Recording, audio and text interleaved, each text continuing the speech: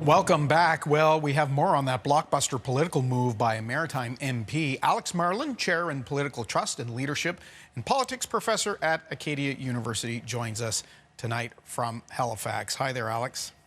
Hi there. So this might have been the only surprise on Budget Day. Longtime Conservative Chris d'Entremont crossing the floor, introduced this morning as a Liberal. What do you make of the timing? I don't think the timing was planned. And I say that on the basis of having just finished a book looking at floor crossing from 1980 to 2021, provincially and federally. I had a grant for it. I've just had a book come out on it. And really what I learned from that is how much effort goes into announcing these things. And Mr. d'Entremont had, there was a media report that he was thinking about possibly crossing the floor and was going to think about it for a couple of days. And as soon as I saw that report, I thought, well, the Conservatives will probably kick him out. And before you know it, suddenly it's announced that he's with the Liberals. Usually these things are big reveals.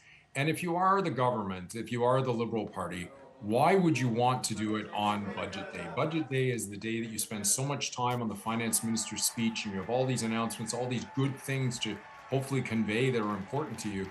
And all of that gets thrown to the wayside because one MP changes party affiliation. So I don't think it was planned for yesterday, but it obviously was in the works.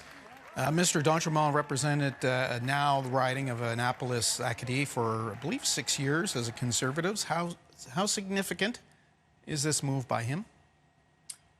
Well, it depends on the perspective. I mean, for him as a person, this is a massive career-defining move and also a very personal one. He is going to lose a lot of friends over this. He's going to gain some new ones, of course, but he will have long-standing friends who just will not be able to put this behind them. And for a lot of people in his situation, it's an untenable situation to be in a party where you just don't get along with the leader. And so what happens is you're willing to sacrifice friends to get out of that particular constraint. It means a lot to obviously his constituents because quite a number of them voted Conservative and now they're going to be represented by a Liberal. It has implications for Mark Carney and the Liberals because now they're that one seat closer to having a majority government that allows them to move things through the House a little easier. But mostly, I think this actually has reverberations for the Conservative Party led by Pierre Poilievre. It is really important that the Conservative Party have Atlantic voices, and to lose Nova Scotia's Atlantic voice in the Conservative caucus is a big, big blow to them. And certainly Pierre Poilievre has a leadership review coming up, and this is not going to put wind in his sails by any stroke of the imagination. Is this stoke cynicism, further cynicism in the process? I think it depends. If there's somebody else who happens to lead the Conservatives, and there is, some rumblings about that, who knows if it's true, it would really be a problem because the last thing you want to do is be showing negative momentum. You want to be showing positive momentum. And so, there's other questions too. I mean, what are Liberal MPs going to do? All these Liberal MPs who are very much supporting Justin Trudeau and his, left of center programs, now all of a sudden are finding themselves having to toe the line. They're going to have to support a budget that a lot of them can't possibly be comfortable with. This looking more like an old-fashioned progressive Conservative budget then?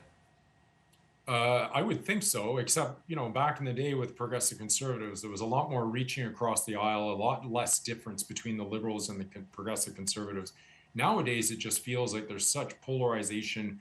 There are very sharp lines of division that are being created between the different political parties. A lot more ruling from the centre back in the day, wasn't there? Mr. d'Entremont, as you mentioned, was critical of Pierre Poilievre's leadership. Do you think at the end of the day that's what this is about and less to do with what he might have liked about the budget? I think absolutely that's the case. And that's the research that I've done shows that usually in Canada, when people leave one party and join another, it's because they weren't getting along with the leader, that they were feeling alienated. Often they were losing status in the party. They felt marginalized and they just kind of felt like they'd lost their way. So they will often use phrases such as, I didn't leave the party left me. What they mean by that is the leader was taking the party in a direction that didn't align with their values anymore. Yes, that old chestnut. Alex Marland, thank you for helping us make sense of this. We appreciate your time and we'll be talking to you soon. My pleasure. We'll take a break. We'll be back with more of your newscast after this.